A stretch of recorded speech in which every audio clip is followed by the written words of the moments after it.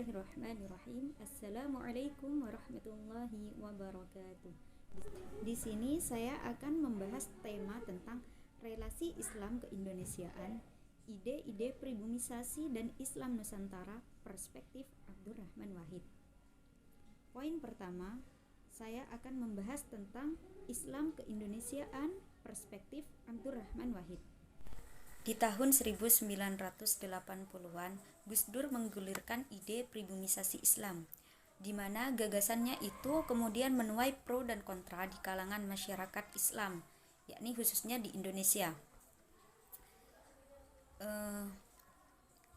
Dalam pribumisasi Islam ini tergambar bahwa Islam sebagai ajaran normatif yang bersumber dari Tuhan kemudian diakomodasikan ke dalam kebudayaan yang berasal dari kebudayaan masyarakat setempat tanpa kehilangan identitasnya, sehingga tidak ada lagi pemurnian Islam atau proses menyamakan dengan praktik keagamaan masyarakat Muslim di Timur Tengah. Inti pribumisasi Islam ini adalah kebutuhan, bukan untuk menghindari polarisasi antara agama dan budaya, sebab polarisasi memang tidak dapat terhindarkan. Islam pribumisasi ini tidak jauh berbeda dengan apa yang dilakukan oleh para wali songo dalam menyebarkan Islam. Dalam menyebarkan ajaran Islam, para wali songo menggunakan pendekatan budaya tradisi lokal sebagai metode dakwahnya, di mana para wali songo justru mengakomodir Islam sebagai ajaran agama yang mengalami historisasi dengan kebudayaan.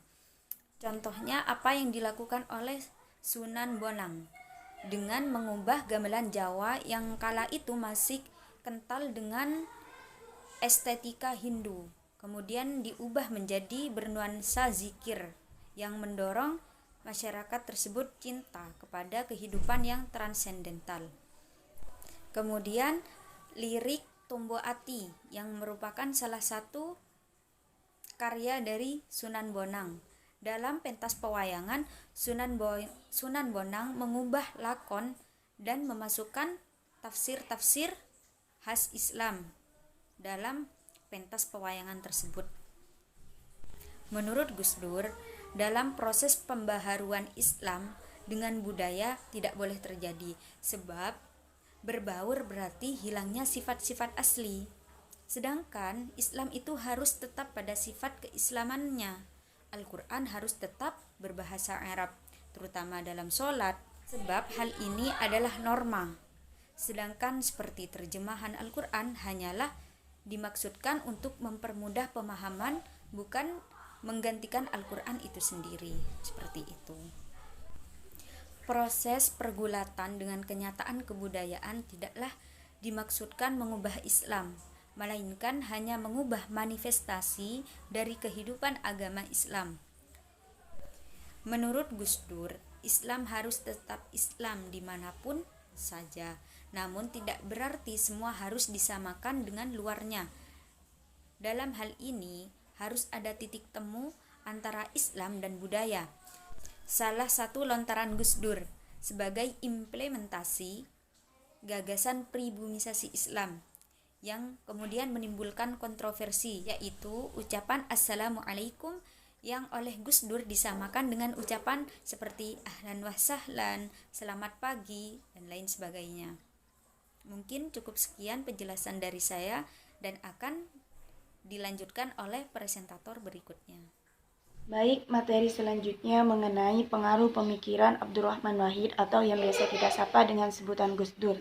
Salah satu bentuk dari pengaruh pemikiran Gus Dur yaitu adanya pribumisasi Islam di Nusantara. Pribumisasi Islam telah menjadikan agama dan budaya tidak lagi saling bertentangan.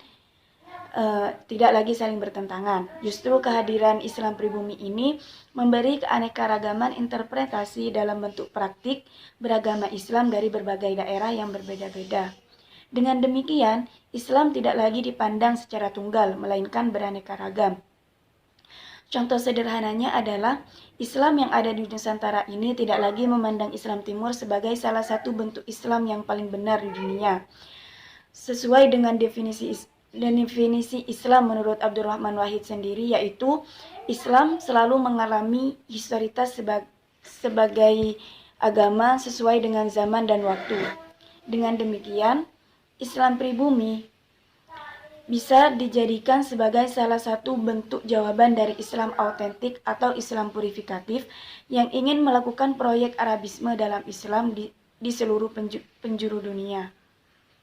Ada 3 hal penting yang bisa kita lihat dalam Islam pribumi ini. Yang pertama yaitu Islam pribumi bersifat kontekstual, artinya Islam dipahami sebagai ajaran yang selalu terkait dengan zaman dan waktu. Kemudian Islam pribumi biasanya bersifat progresif, artinya Islam kemajuan zaman yang ada tidak lagi dijadikan ancaman terhadap dasar ajaran agama Islam. Kemudian yang ketiga yaitu Islam berkarakter liberatif, maksudnya adalah Islam dapat menjawab problem-problem masyarakat secara universal tanpa lagi melihat ras, suku, atau agama. Kesimpulannya adalah Islam pribumi berusaha mendialektikan ajaran-ajaran inti Islam ke dalam budaya-budaya lokal Indonesia dan berusaha untuk selalu mempertimbangkan kebutuhan-kebutuhan lokal masyarakat dalam merumuskan hukum-hukum agama, tanpa mengubah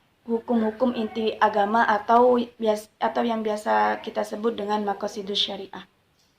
Seperti itu. Kurang lebihnya mohon maaf. Wassalamualaikum warahmatullahi wabarakatuh. Baik, selanjutnya Al-Fakir akan menjelaskan pengaruh pemikiran Kiai Haji Abdurrahman Wahid tentang Islam keindonesiaan. Jadi kita berawal dari pribumisasi Islam. Pribumisasi Islam ini telah menjadikan agama dan budaya tidak saling mengalahkan, melainkan pribumisasi Islam ini berwujud dalam pola-pola nalar keagamaan yang tidak lagi mengambil bentuk autentik dari agama itu. Jika kita lihat di Indonesia misalkan, betapa banyak pola-pola keberagamaan Islam yang itu sesuai dengan konteks lokalnya. Hal ini dikemas dalam kata Islam pribumi. Kemudian Islam pribumi ini merupakan jawaban dari Islam autentik atau Islam purifikatif yang ingin melakukan proyek Arabisme pada seluruh penjuru dunia, tentunya yang beragama Islam. Jadi Islam pribumi ini justru memberi keanekaragaman interpretasi dalam praktek kehidupan beragama di setiap wilayah yang berbeda-beda tentunya. Kemudian Islam pribumi sebagai jawaban Islam autentik ini memiliki 3 hal yang harus kita ketahui. Yang pertama, Islam pribumi ini bersifat kontekstual. Maksudnya apa?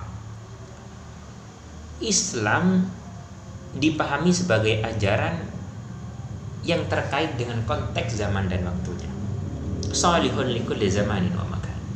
Kemudian yang kedua, Islam pribumi ini memiliki sifat progresif. Maksudnya apa?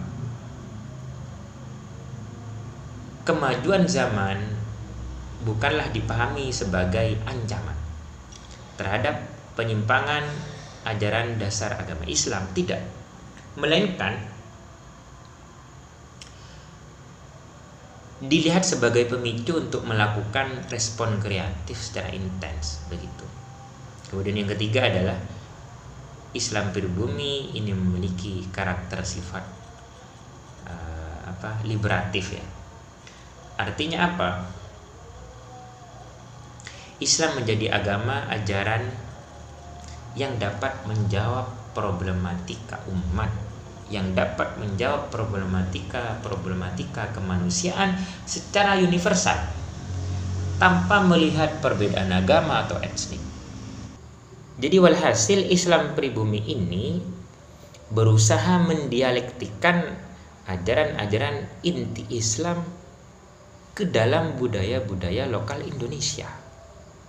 Kemudian berusaha untuk mempertimbangkan kebutuhan-kebutuhan lokal masyarakat dalam merumuskan hukum-hukum agama, dalam merumuskan hukum-hukum inti agama. Misalkan di sini yang dikenal dengan maqasidus syariah.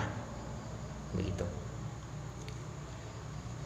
Jadi itu selayang pandang dari kelompok 8 tentang pemikiran Gus Dur. Kurang lebihnya mohon maaf. Assalamualaikum warahmatullahi wabarakatuh.